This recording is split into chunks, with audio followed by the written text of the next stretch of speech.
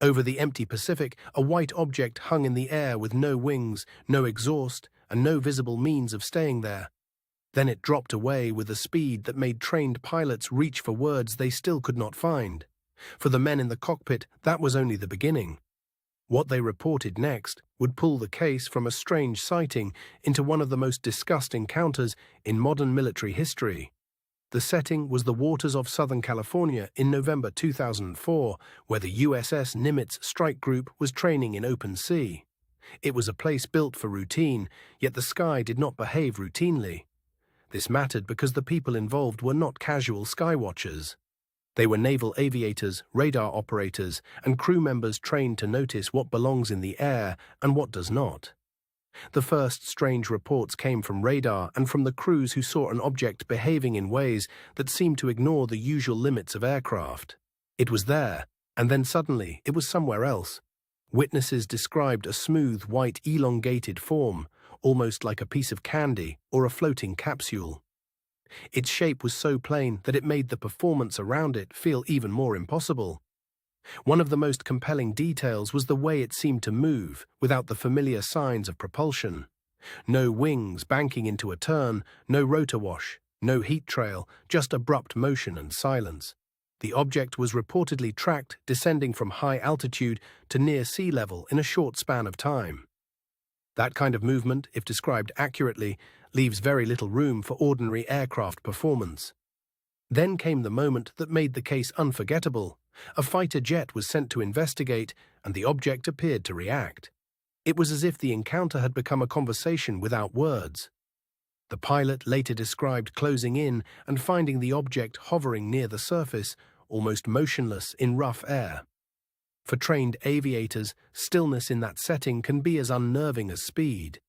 A second striking detail was the lack of visible control surfaces. No tail, no cockpit window, no obvious engine placement, just a clean form that seemed designed to resist explanation. The object also seemed to accelerate in a way that challenged the eye itself. Witnesses reported it covering distance so quickly that it felt less like flight and more like disappearance. What kept the story alive was that the reports did not come from one person alone. Multiple observers, from different vantage points, described a similar shape and behavior across the same encounter. The radar side of the case matters because it gives the sighting a harder edge than memory alone. If the returns were real, then something physical was present, however difficult it was to classify.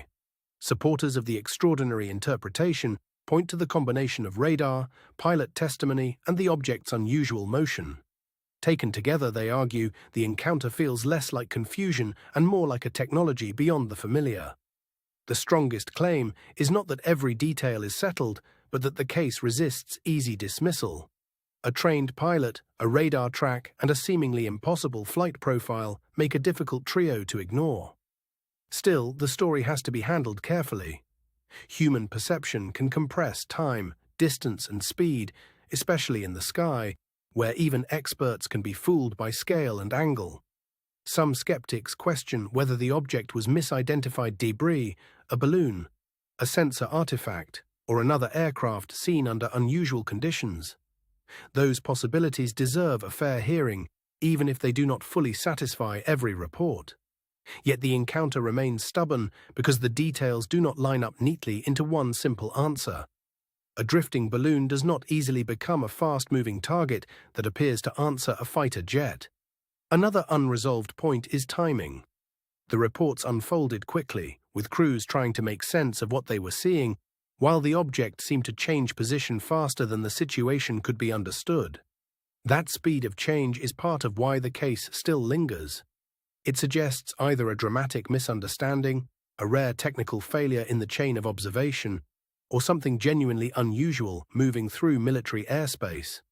The later public discussion added another layer because parts of the story were described years after the event. Memory can sharpen some things and blur others, which leaves room for both confidence and caution. Even so, the core image stays vivid. A featureless white craft above the Pacific, moving with a calm that seemed out of scale with the human machines chasing it. That contrast is what gives the case its power. If the object was advanced technology, then the question becomes who built it and why it was operating there. If it was a misread of something ordinary, then why did so many trained eyes describe such an unusual pattern? That is where the case leaves the realm of simple explanation and enters the larger mystery of modern skies. The Nimitz encounter sits at the edge of what military systems can track and what witnesses can trust. For believers, the encounter suggests a presence able to observe, evade, and perhaps even anticipate human response. For others, it is a reminder that rare events can produce reports that feel more coherent than they really are. What remains difficult to explain away is the emotional consistency in the accounts. The witnesses did not sound like people telling a tall tale. They sounded like professionals describing a problem they could not solve. And that may be the heart of the matter. The encounter was not just a sighting, but a collision between military expectation and something that appeared to operate outside the usual rules. The unanswered questions are the ones that keep returning. What exactly was tracked? How close did the pilots really get? And why did the object's behavior seem to shift so dramatically across the encounter? Those questions matter because the case has never been fully absorbed into a single agreed explanation. It remains a place where testimony, technology, and uncertainty overlap without cleanly resolving each other.